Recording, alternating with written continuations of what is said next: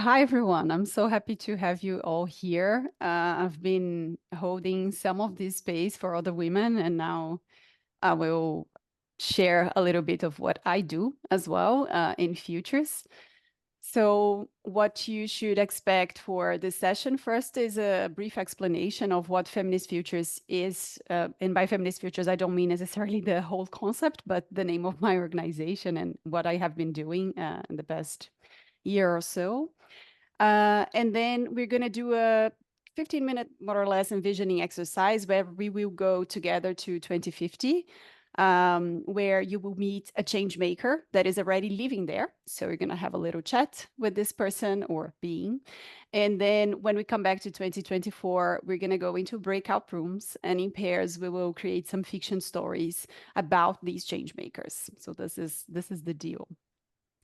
Um, yeah, so I wanted to say a little bit about how I get here. So my name is Thays. I am Brazilian. I currently live in Lisbon. I'm a filmmaker, a fiction screenwriter, and a gender expert.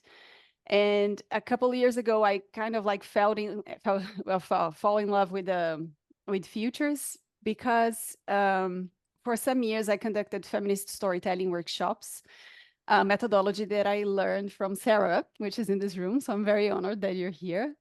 And then I conducted workshops with hundreds of adolescent girls and women refugees and other groups of women and children. And in many of these sessions, a lot of trauma used to emerge. And I always observed a great deal of like healing and community building as a result of these storytelling exercises. But I also find myself questioning if focusing on simply acknowledging the past and the trauma and owning their story would be enough for them to really transform their lives. And I think that the answer is no. And when I found futures methods, to me, this was like the missing piece in my practice. And this is how I developed Feminist Futures, which is a new social impact venture where I combine feminist principles, futures methods, and fiction storytelling techniques.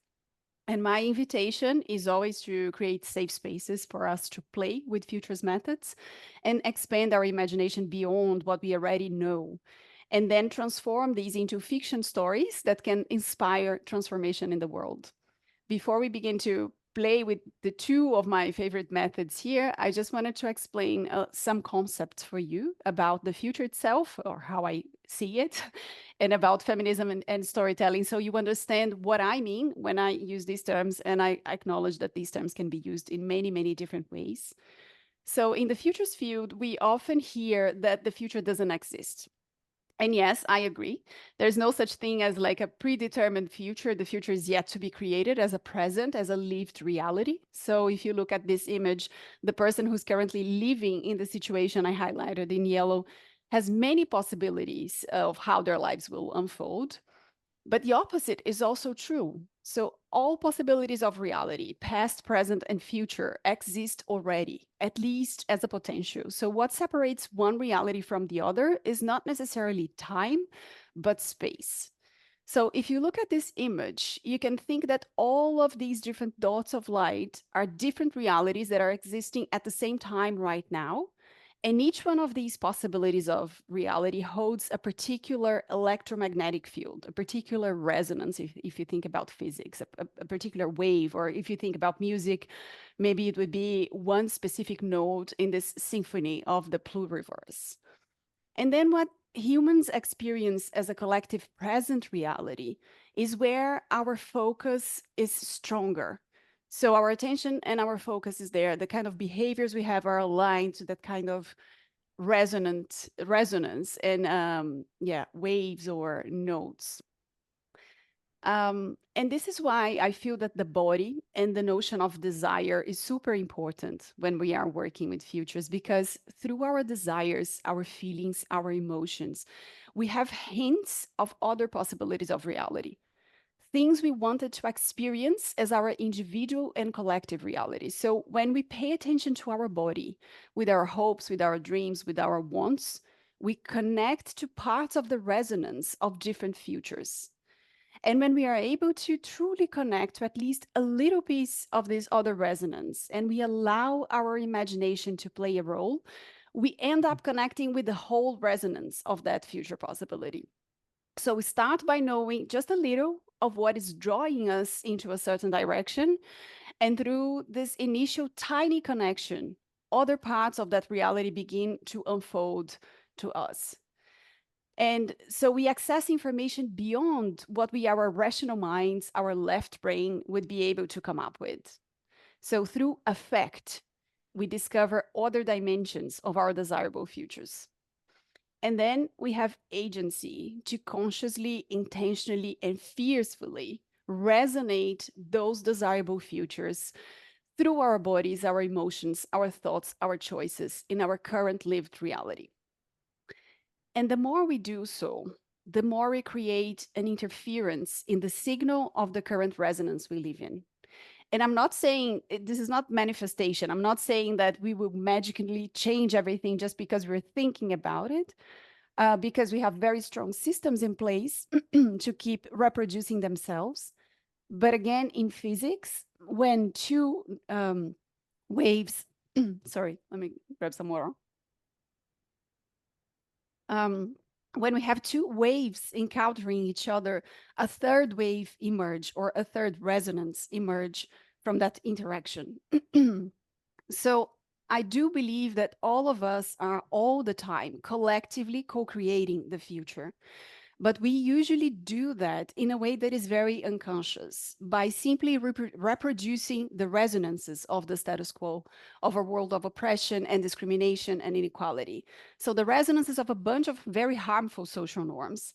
And we keep replicating that current reality. But if we consciously and collectively imagine and connect with the resonances of our desirable futures and bring that into the present, we'll have stronger desirable resonances interacting with the status quo and with each other, and then informing our choices, our actions, our behaviors, and maybe letting better outcomes emerge in this eternal becoming something else, which is our lives in the universe. So what does this have to do with feminism? To me, feminism is this great framework or paradigm where we currently have today and where we can imagine, hope, and dream about a different, better and fairer world for all.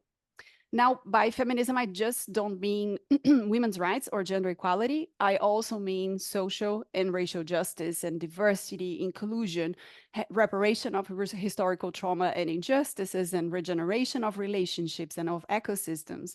I mean challenging and dismantling unequal power dynamics. And it's about valuing the self and valuing care and love and affect and joy. It's about respecting the body, cherishing community, prioritizing the collective well-being, deep listening, healing. It has to do with other ways of knowing and holding space for the unknown. And it's about ancestrality and also envisioning a world that never existed before as our lived reality. So to me, this is the best chance that we currently have, or the best paradigm, to imagine and envision a truly transformative tomorrow. And in that sense, feminism is not only a collection of different theories, but a lens to look at the world and at the future. And maybe one day we'll come up with a better word, but for now, I think we have other things to discuss other than the term itself. And finally, the third piece of Feminist Futures, my organization, is really to bring fictional storytelling, because speculative stories, they have this amazing power of bringing more of the resonances of the future into the present. So we all have already experienced reading or watching or listening to a story and being completely teleported to that world. So when we register these stories in our bodies, in our feelings, in our minds, it is as if we were already living it. So stories can literally be portals to the resonances of the future we hold. We hope to become our lived reality. So through stories, we are already to some extent living our desirable futures. So stories in themselves can be an act of resistance to the oppressive status quo. So that's what Feminist Futures does. So before I go to the more kind of like experiential part of this workshop, if you have any questions, feel free to unmute yourself or put the question in the chat. No? Okay. So now I want to experiment with you. And actually, I'm going to keep sharing this and just go to the next one, which is like this infinite possibilities again. So I will conduct this facilitation exercise now, which is an envisioning exercise to activate the right side of our brains, which is the creative, the intuitive side, to help us connect with one specific dot of light in this whole web of possibilities. And this dot holds a specific resonance of a feminist future in 2050, where we achieve gender equality and we are starting to experiment of how to mutually collaborate. And now that I already told you what I mean by feminism, you can, or in storytelling and futures, you can understand what I mean when I use these terms. So to ensure that we all will land together in the same dot, in the same possibility of reality, I will bring a time machine into this collective space that we have here. And because this machine is magic, it can expand or shrink. So it depends on how many people and how much space we need. So don't worry about that. And then the machine will fly above all these dots that you're seeing that contain all the possible resonances of reality and take us to that specific feminist futures in 2050, where we achieve gender equality and are experimenting with co-creating in a mutually expansive way. So, how do we know where to land among all this vastness of the universe? Well, I actually put a candle in this specific dot, so you cannot miss it. It's a candle with eternal flame, so it's not going to blow out, anyways. Uh, so we will know for sure where to land. You just see the candle, it's going to be there. All good. And then when we come back to planet Earth, we will share what we experienced in this planet. And the beauty of this is that, you know, each of us will experience something different and it's all true, right? Everything is true. So we're going to share with each other aspects of that reality. And the only thing that I ask you before we go is that you suspend disbelief and just allow your imagination to play, because this is not serious. This is just play. So just allow your right brain, your mind, your intuition to bring you whatever that is and welcome that. Don't try to force responses, but just really observe and play. So this will last for more or less 12 minutes. And I would just ask you to close your eyes, listen to the music and listen to my voice. And yeah, you can simply turn your camera off if you prefer and just, yeah, stay here with me. I will just make sure that I am sharing my sound. I think I am, but just to make sure.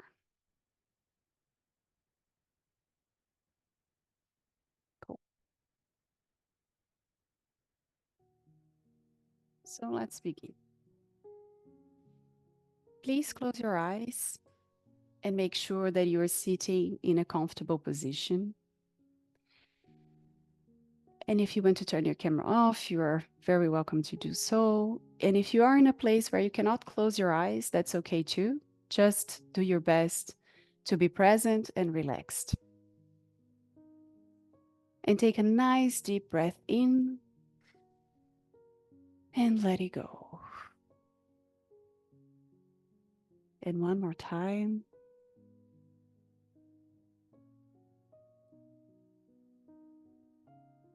And another one.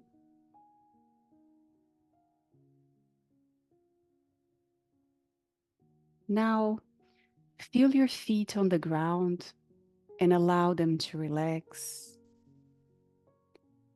Relax your knees, your hips, your shoulders and your arms. Relax your neck, your jaw, your head.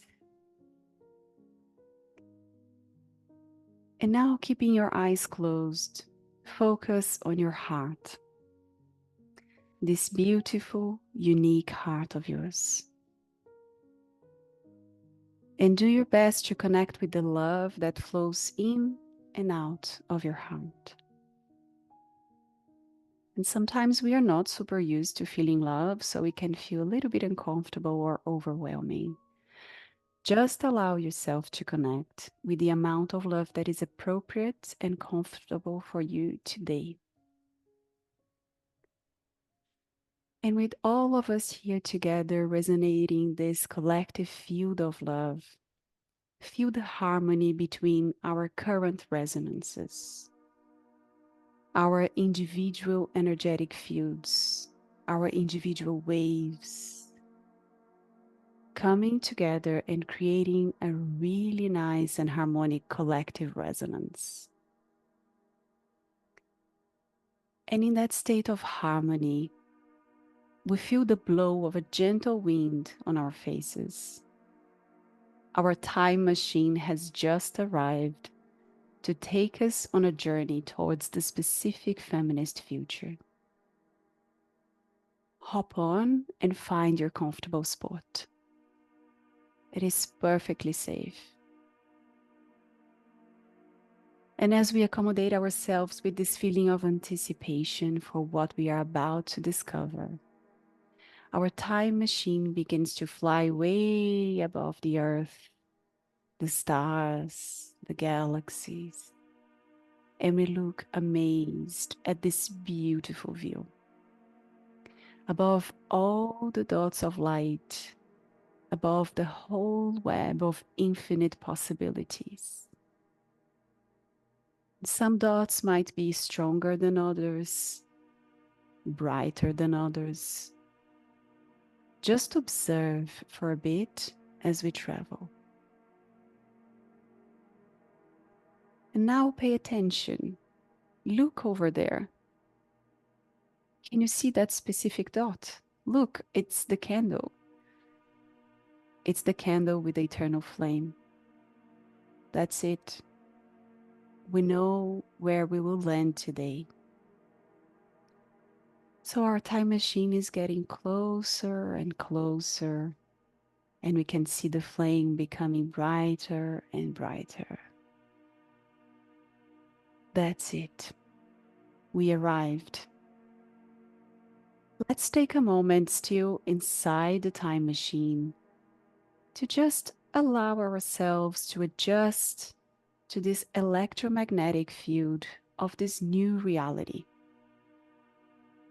See how you perceive this new resonance and focus on the harmonic wave that emerges from your resonance in contact with this wonderful future. Now, it's time to leave the time machine, and there's nothing to fear. It will be here waiting for us when we decide to go back.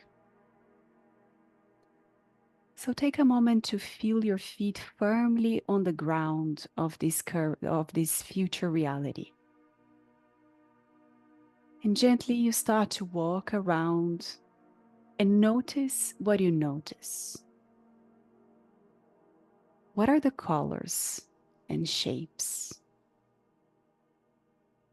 What sounds does it have? How does it smell? How does it taste? What is the feeling in your skin? What is the feeling in your heart? Just observe, breathe, and get settled in this amazing world. And as you walk, you find a beautiful spot that is just perfect for you to sit. Perfect temperature, perfect texture, super nice and comfortable. And you sit there calmly and present. And as you do so, you notice one of the inhabitants of this place, human or non-human. And they are one of the change makers there. They're very friendly, and they're willing to share a little bit about themselves with you. Pay attention to what the simple presence of this being causes in you. You can invite them to get closer, but just as much as you feel comfortable with. You get to decide how close they should be, and either way, it's perfectly okay. Maybe you're comfortable with them standing close enough to you so that you can communicate with them. If they are a bit closer, then they are asking permission to sit beside you. And if you feel comfortable having them even closer, they are offering to go into your heart and talk to you through your heart space. And as you agree on what is best for you today, you take the opportunity to ask some questions. You ask and then you pay attention to all your senses, because the answers might not be through words, maybe through visual sounds, colors, feelings, movements. So you begin from the beginning. You ask, what is your name?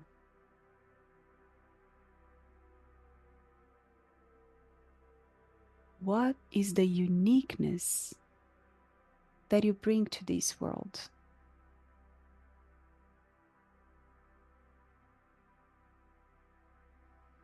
What do you love doing more than anything else?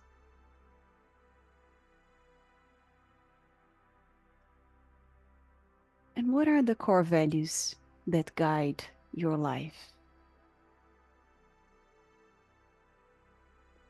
Can I ask you, what do you appreciate the most about this time and space? And what are you fighting for nowadays? What do you still want to change?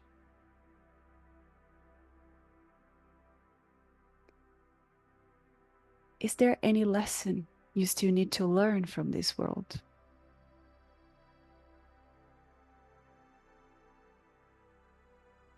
You receive these answers in whatever form they come, and you wish this conversation could last much longer, but now it's almost time to say goodbye.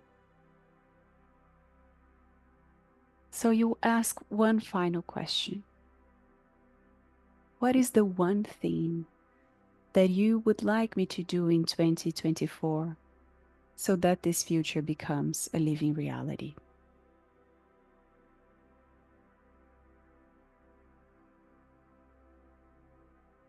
And you take what you find most precious about this conversation, and you keep it in your heart to share with your fellow travelers when we go back. And if your new friend from this feminist future is still in your heart space, you see them go back to their original form outside of you and take a step back. And if they're sitting next to you, they gently get up and take a step back. And if they were already standing, they take a step back. And you thank them for showing up and sharing their experience with you.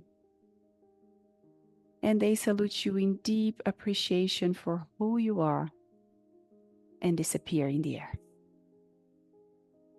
Now, it's time for all of us to go back to our time machine. So we gather in the same spot where we landed, transformed by the visit and the conversation we just had. And once again, we tap into our hearts, feeling the connection with ourselves and the love that flows in our hearts. And through love, we find the harmonic resonance between all our individual resonances, creating once again this collective harmonic field. And as we do so, a gentle breeze refreshes our faces. Our time machine is ready to take us back to planet Earth 2024. We hop on knowing that each of us can visit this specific future anytime again. Our time machine is always available, and the candle with the eternal flame is always ready to point where we should land. And now that we are all perfectly safe and comfortable, the time machine begins to fly way above the future, the stars and the galaxies. And it flies again above all the dots of light, the web of infinite possibilities. Now back to planet Earth 2024, where your physical body currently is, in the here and now. Fully back, fully back, fully back. We've arrived.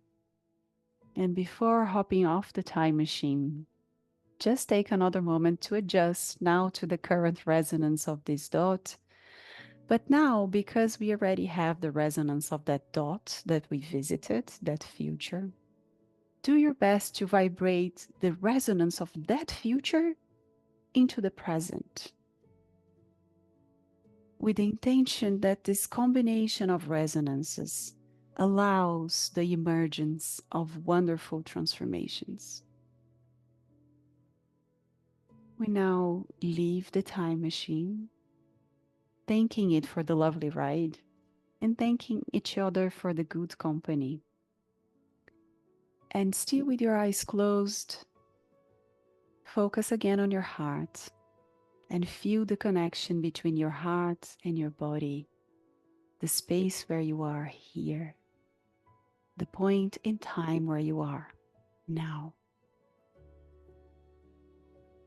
And feel now your head, your jaw, your neck,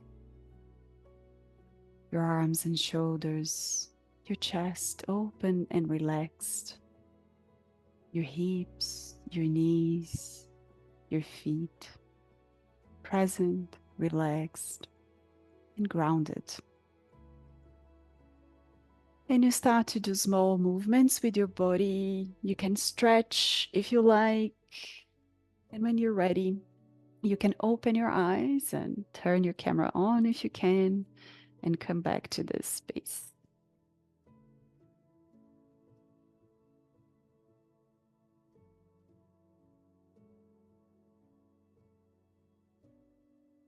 Welcome back. So now I will put a link of a mural board in the chat. And I wanted us to spend like 8 minutes just creating one character for us, which is this change maker, this being that you met in the future. Thanks, Amy. I'm glad it was a fabulous trip. I like that. So if you go to this Miro board, I'm gonna share here my Miro with you. You will see that I created these profiles here for change makers. So you just grab one. You can put an image here from Google Images or some sticker to represent your character. And then you're just gonna say what's their name, what are their 1 or 2 core values, what do they love, and what is the thing that still they want to change in this world. So just 8 minutes individually. If you don't have, for any reason, access to a Miro board now, you can simply write down a paper or on your phone. And then we're going to go into breakout rooms, and but I will explain. So I'll just keep the music on, and you have, now 6 minutes to create your character here in the Miro board, please.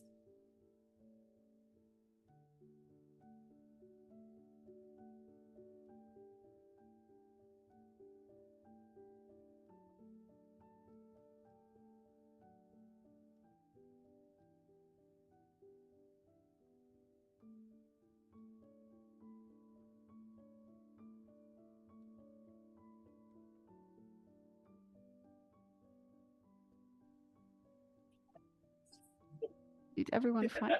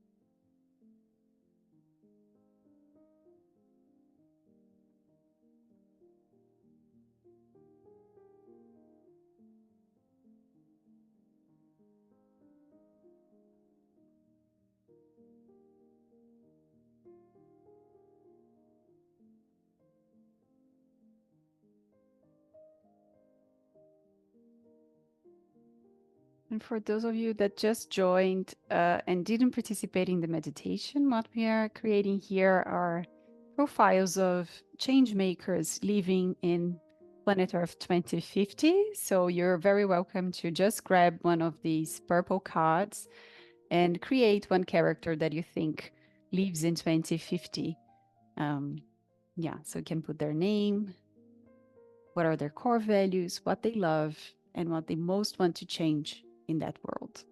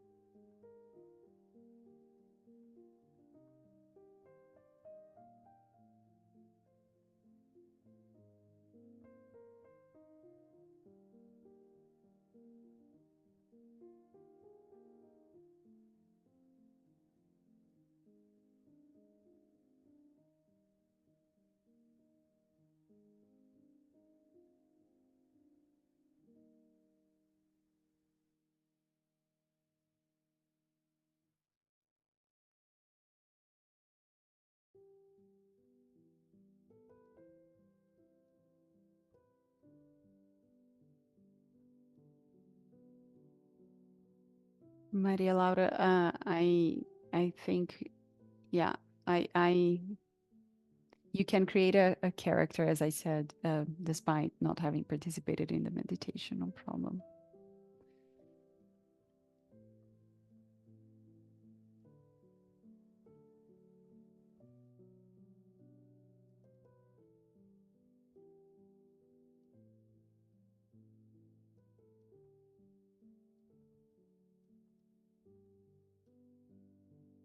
Maybe 3 more minutes just to register the key things about the being that you met.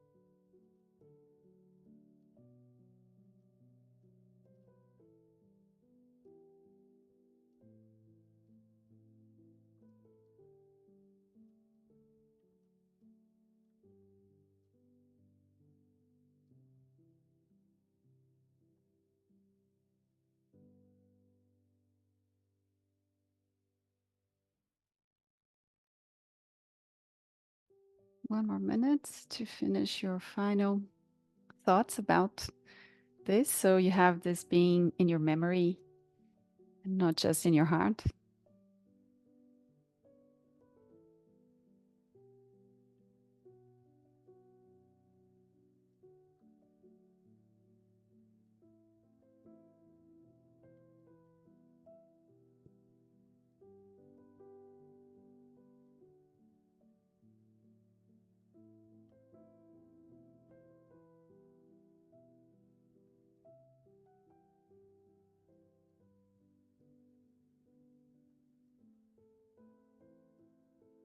Okay.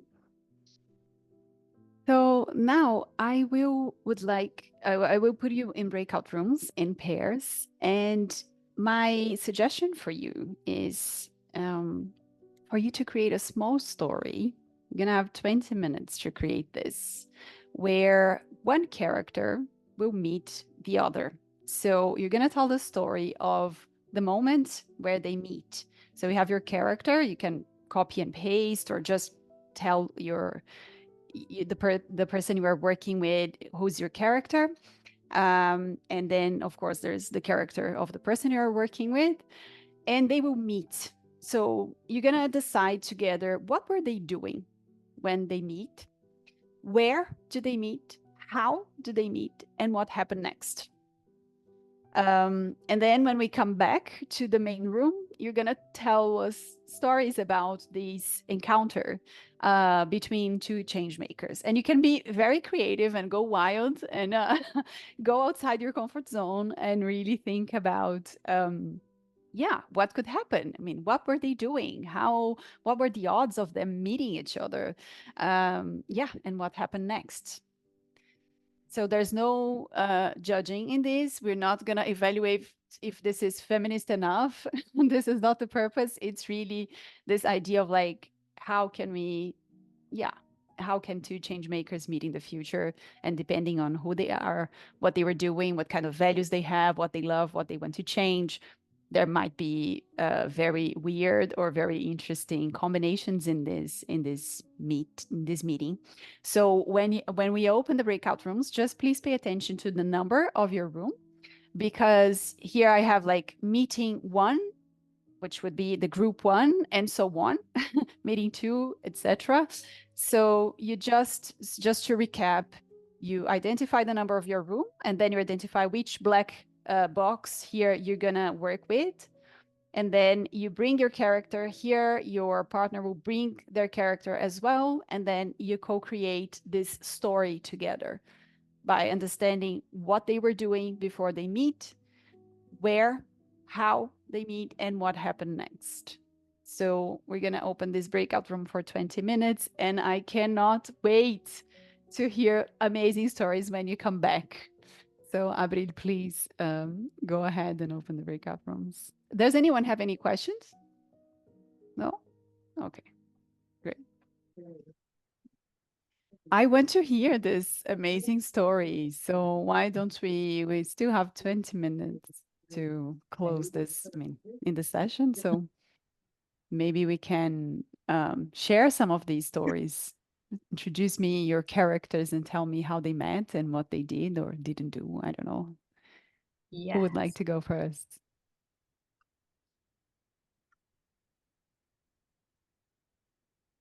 Isabella, you said you were super excited. Why don't you? Okay, yeah. Well, nobody else is offering themselves up, so fine. Which one is yours? Did you put in the map? It's number 3. It's Maggie the Magnolia and Otty the Otter. I really like that so few of us actually chose human characters. Probably because you prompted us, but it works. Yeah, great. So yeah, tell me who's Magnolia and who's Otty, and who was your partner? Oh, Sophia. Okay, so yeah. Sophia, do you want to talk about Magnolia a little bit, including that Maggie's from Haiti? Yes, Magnolia is a being that I encounter in many different contexts. They are a flower that was thought to be extinct for many, many years, but a few were found blooming in the mountains of Haiti after 100 years. and started a new project. So Magnolia their core values are rest and respite as resistance and retreat when needed. They love the land, they love the mountains, they love creating sanctuary. And I can't see, you can see me trying to squint. They would want to encourage others to take a back seat, rest, slow down for some seasons. Okay. So Yeah. Magnolia is all about rest and Not all about rest, but gotta balance things out now. Yeah. It's also about rest as a form of resistance, Sophia. Yeah. And what I think we both quite liked is that well, at least I liked it, is that Otti is a little bit the opposite, because he's a bit ADHD, right? Because he loves splashing about and playing in the river, and he loves building things. He's a bit obsessed with building things because he's an otter, he can't help it. And like what he really likes to do is create bridges and shelters and places where people can connect. And what do you like to change in the world? Well, that I just kind of, I mean, I made all of it up, but he'd like more clean rivers, obviously, and electric boats. So, and building beautiful connections. So that led into our story. Should I read the story? Yes, please. Okay. So what were they doing? Otti has been swimming upstream to build a magnificent structure up in the mountains, and our Magnolia is having a splendid rest up in her mountain tree, we should actually say. And we combined the how and where they met to say Magnolia is taking her daily drift downstream, as she loves to do each dusk, and encounters Otti, who is frantically trying to build the last part of his 5D dam. So it's like a portal, right? That he manifested, but soon realized as the sea levels rose, he would need to build and faster. Sophia, do you want to read the last bit? Or I can, if you don't. Magnolia and Otti seem to not have much in common at first sight, but they were drawn to each other. Otti was intrigued by Magnolia's serene countenance, and Magnolia adored the excitement and energy Otti brought to his dam building. They wondered why they'd crossed paths. Could there be something for them written in the cosmos? Well, Otti's 5D dam portal and Maggie's capacity for restful dreaming took them to new worlds. That's beautiful. Thank you so much for sharing. Nice. If you could summarize the story in like, what is the moral of the story, the message for the audience, what would you say? I think it's that they complement each other, that they both teach each other something. Like Otti learns that there is like power in being restful, and Maggie learns that there is like power in connection, and there's energy there that she can tap into. Nice. Thank you so much. Who else? I think I can go next. Yes. Which one is yours? Meeting two. Two? Yeah. Okay. So, and who's your partner? We're actually three. Okay. There was Nadia, and there was she. Sorry, I seem to have forgotten her name. But what? Zamina. Yes. Zamina. Yes. Thank you so much. So we had three characters.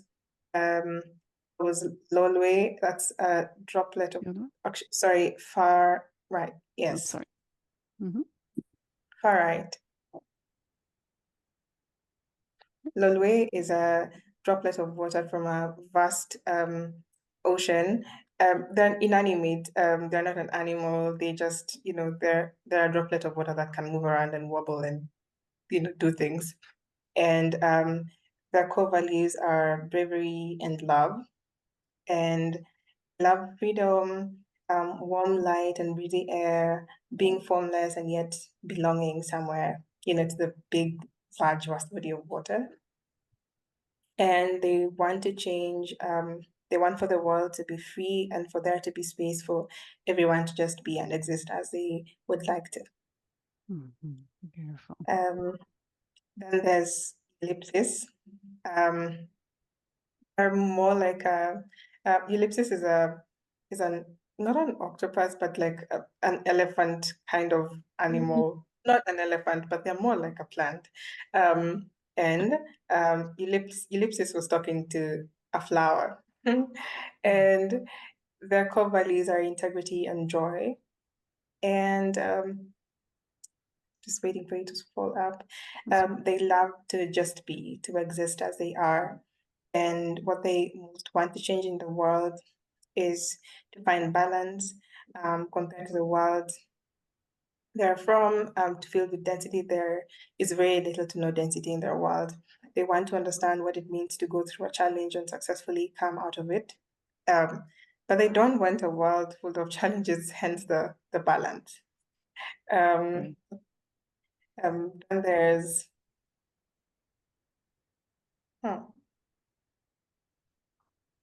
That's my. it's then there's and there are humanoid fish. And there are fish, but they are human size with bluish translucent skin, and they can transform water molecules to air and back again. And they speak in vibrations, which is quite cool. Their core values are to exist with the species they inhabit, interspecies coexistence and memories. They love how the world is constantly shifting geographically to meld with the needs of the creatures that inhabit it, and vice versa. For example, water and air mixing up to suit the needs of the creatures, fish in the air, humans in the water, for example. And they want to remember how everyone got here in a world so adaptable. It can be easy to forget what it was like before and the destruction that humans caused to make the world. And how does these three very different creatures meet? It's quite a story. We were so imaginative with this one. We had so much fun. I'm glad. So much fun. And so Lolo was wobbling in space, just like droplets of water do. And Ulysses was talking to a flower and swimming around in a puddle she just made. So that was me swimming around in a puddle she just made. And they met in a newly made oasis in a desert. Because Lolwe bumped into Mia and they sort of went through a journey and they came to an end where they found ellipsis. So they just were traveling and adventuring together. And so they begin chatting, traveling, flowing down a stream, and at the end of the stream, they find ellipsis speaking to the flower. And the conversation inspires them to pursue what they each want in the world, creating and exploring all the ecosystems within the large body of water. So they travel together towards a very large body of water. But they all go and just exist in different ecosystems because ellipsis is not a water animal, but so they go and just find spaces to exist in. And they travel to this large body of water that connects to the entire planet so that they connect to other beings and they're not existing in isolation. Yeah, and they become lifelong friends as they exist in their different ecosystems. Yeah. Amazing. Well done. Sounds like their values were enhanced by the encounter. Yeah, sure. And what would be the message for the audience of your story? The moral of the story. I think be as wild with your imagination as possible, and you can create worlds, ecosystems where there were none. I think that because all of them like to be free, all of them like to explore, and so that will be it. Beautiful.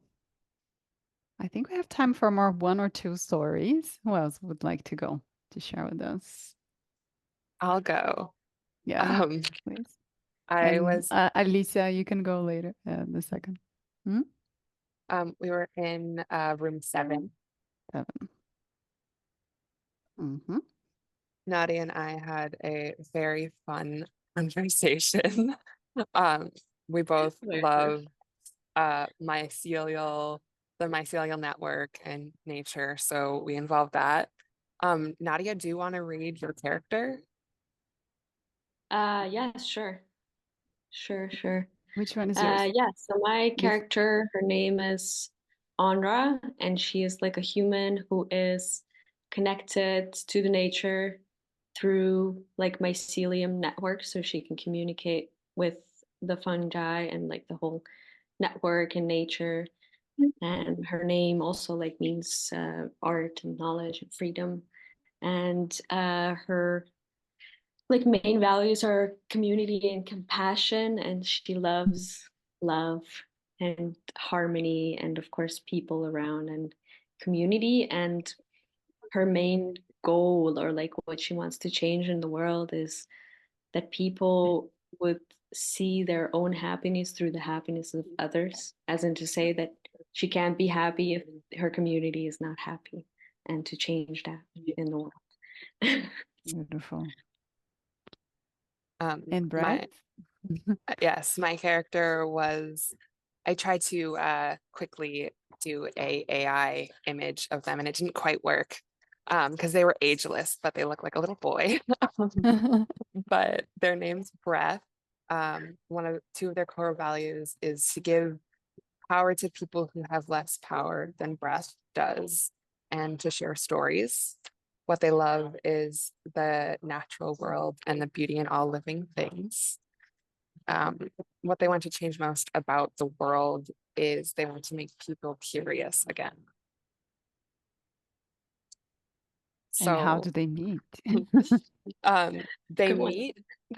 So they meet in the Forest of Curiosity. And well, we got very into the story and had a lot of fun. So Anra originally connected with the mycelial network, and through that she received a message that from the Forest of Curiosity that some plants needed healing, and they looked and both of them healed a ill plant. How they met, Anra needed help healing the plants, and she asked the tree people for help, and both Anra and Breath met while healing the plant together. What happened next, the two of them taught others to help heal and nurture plants and explore the meaning of happiness. And we thought that this was a very cute children's story, so we ended it, of course, with they lived happily ever after. Yeah. Why do we think that only kids deserve happy end stories? Very true. Very true. So yes, this is a book for everyone. Everyone Yeah. deserves a happily ever after. But the vibe Great. was like, like more like a simple way of putting it. A lot of the times the stories for grown-ups are very complex and it has like many layers. But I feel like in this one you just have this a slight like simplification, but it makes it very clear what's it about and what's it after. What is the goal, so to say. Yeah. It's totally about interdependence and combining skills. I love it. Yeah. Alisa or Eliza, I don't know if I'm pronouncing your name correctly. Yeah, Alisa. Alisa. Yeah, we were with Maria in room 4, but our characters are still there in the initial. Okay, no Yeah, problem. they are number 9 and 10, so that's why we didn't Okay, pick them. that's great. Yeah. Let's see. Yeah. Fine. So, Oh yeah. This is the tiger no, and no, yeah, here. on the Sorry, previous yeah. row. Yeah. So I will start with mine. My character is a human, a woman whose name is Arento Bliss, and she's also based on this idea of rest and rest as resistant that Sophia mentioned already. And her values are appreciation of the world around her and also enoughness or sufficiency, being happy with what she already has. They love just spending slowly time drinking tea in the morning or reading a book in the afternoon. And she also loves to not to overcommit and to say no to more commitments. And she wants to change the world in a way that rest is an integral part of life and not a break to gain more energy to do more work. So that was my character. And then She Maria, would probably be the best friend of Magnolia, right? Yeah. Most probably. Yeah. And Jasmine? Hi everyone. Yeah, my character is a white bird. That her name is Jasmine, and her values are honesty and empathy, and what like is the thing that the things in general that she loves, or like really as a purpose, is like creating communities of support, love, and care, seeking to maximize the potential of each member of our communities. And although it's a bird, I mean, she's like very having big dreams and hope. And what did they like? She most wanted to change in the world is like to have more human people, to have more love, more unity. I mean, there's a lot of things as you see, but in general, it's like to trying to promote like this, like more empathy in the world, more unity, less racist, less barriers, less like discriminations in general, less stereotyping, I mean, labels, etc. So yeah, that's my character. And how did Yeah. they meet? Did you put it? Yeah. Yeah. Yeah. Alisa has a story. So yeah, we started from a common point that both of our characters are more like observers. So we thought that they met at a big city square, like a busy city square, where they just did their own thing. They were people watching, they were resting, they were observing the life around them. But then at some point, the lady noticed the bird among other birds, and she noticed that she was special and appreciated that. And then they bonded somehow. Maybe the lady shared food with the bird, and they just noticed each other's presence. And they then connected, and the lady brought the bird home and adopted her, and this bird symbolized peace, and it was also like kind of another kind of symbol of slowness. And for the bird, it was an opportunity to inspire this lady, and through her to change the things, because it's a bird.